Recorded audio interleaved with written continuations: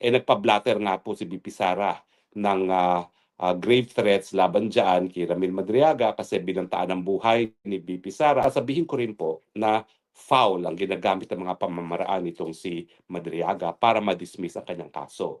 Sa katunayan po, una-una, nag-offer po yan. Ginamit ang isang common acquaintance namin ng, kundi po ako nagkakapali, para 5 milyon sa akin, yung mga panahon na yon, para ibenta ko yung kliyente ko at ipa-dismiss ang kaso. So ano ngayon ang ginagawa nitong Madriagang ito? Obviously, siya ngayon ay nagpresenta sa mga bangag na maging di umano whistleblower labang kay VP Sara kapalit na ipapa-dismiss ang kaso niya. Paano siya nakagawa ng isang sinumpaang salaysay sa loob ng kulungan? Alam nyo, pangalawang beses na niya ginawa yan. Kasi doon sa kabahagi ng depensa niya, siya ay gumawa ng sinumpaang salaysay na sinumpaan ng isang piskal habang siya ay nasa loob na ng kulungan.